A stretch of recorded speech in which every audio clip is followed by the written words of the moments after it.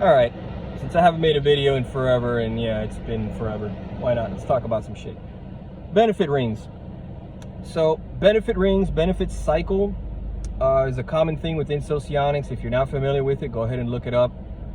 I'll talk about it more probably in some other video where I'll discuss it maybe in like the basics point of view. But for right now, I don't have time for that shit, so look it up. Any useful Socionics page, I mean any of them, whether it's Galinko stuff, whether it's Wikisocion, World Socion, everybody talks about benefit rings. It's all there. So when you're looking at them, one of the tricks that experienced Socionists sometimes use is they use the benefit rings to try to triangulate what your type is. Triangulate, triangle, 3 different points. So you're looking at somebody and you're like, you know, this person looks a little bit like this. Sometimes they show a little bit of that. Sometimes a little bit of this. You know what? They're probably the type in the middle. The one that sits between these 3 points, right? This is just kind of something, again, experienced people sometimes can play with. It's a helpful tool. It's not definitive. It's not decisive, but it's there. So, if you're looking at, let's say, LIE, ENTJ, one of the things you could look at for that benefit cycle is, does this person exhibit a little bit of ENFP-ish, a little bit of IEE-like behavior? They show some openness to ideas, they show a certain creativity, maybe they are interested in art, maybe they create certain kinds of art a little bit on their own, maybe they've dabbled in it a little bit, maybe they just like different concepts. You see them talking about different concepts. Maybe you just see that they've had a wide variety of interests in their schooling or other things in life that they've really kind of looked into. Somebody that seems to have a broad range of interests that they've dabbled in and played around with at some point. Maybe sometimes just when you're talking to them, hanging out in close proximity, they have a little bit of that IEE, ENFP-ish kind of demeanor, kind of playful, kind of fun with different ideas, a little more sociable in that sense. Maybe you see a little bit of that, but it's inconsistent, right? It comes and goes. They just have a little bit of it and then it disappears. They become this more serious character, okay?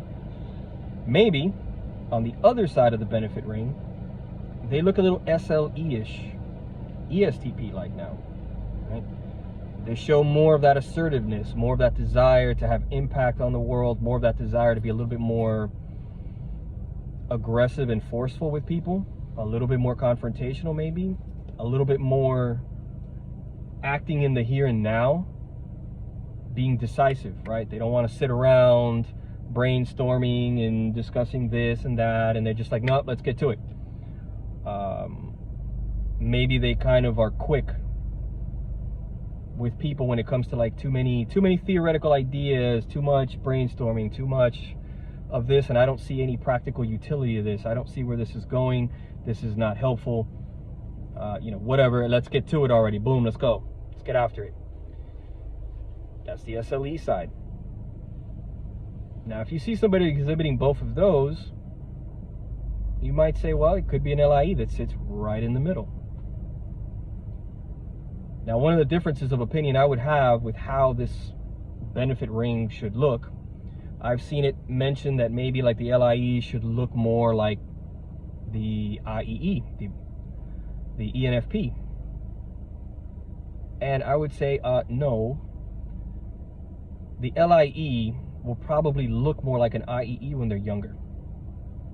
The older they get, the more experienced they become, the more successful they become, the more they've done things, they'll probably begin to transition into looking more and more like an SLE.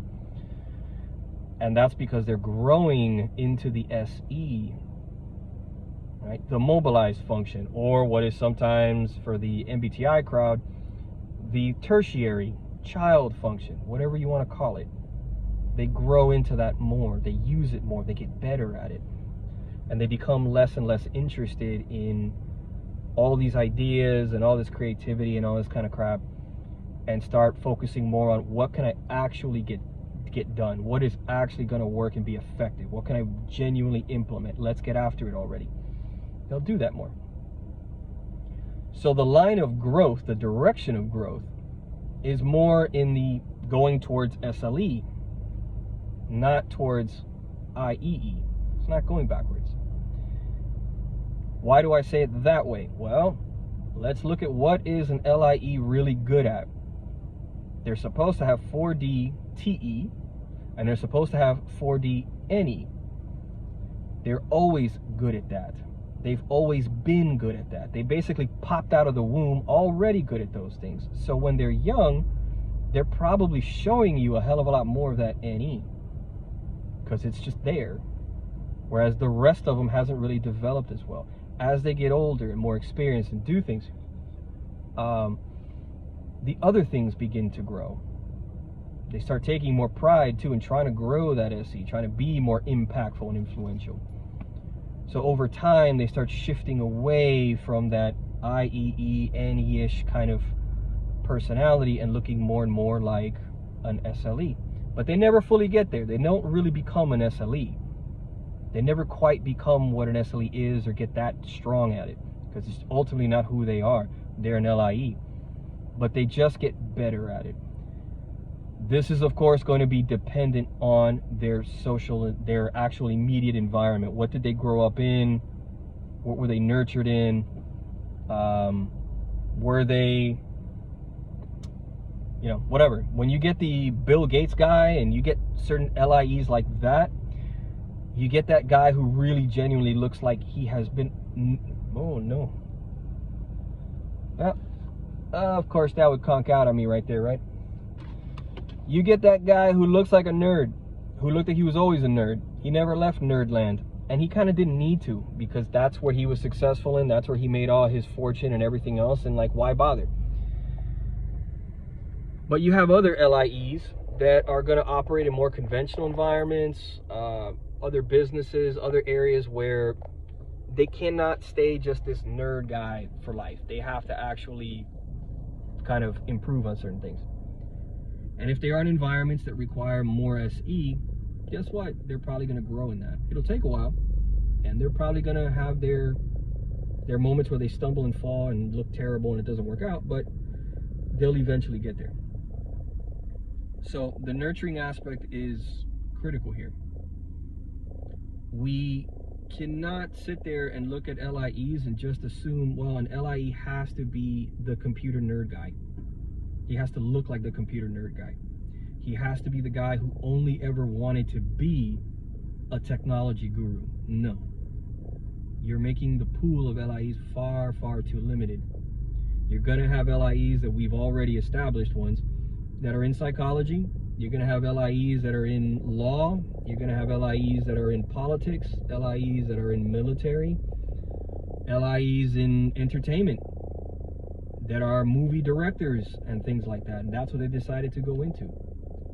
Now you can imagine, out of all of those professions that I just listed there, some of them are going to force you to get a lot better at SE. Some of them, not so much. It's just not really as necessary. You can get by without it. All right, very important things to consider.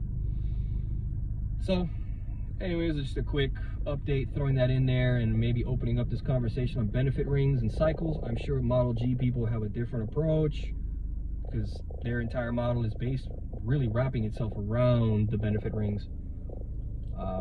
But I do see some differences in interpretation on which direction people are going to grow into and what they're going to do. And maybe that's the subject for discussion. Which directions do we genuinely expect a type to grow into? Food for thought.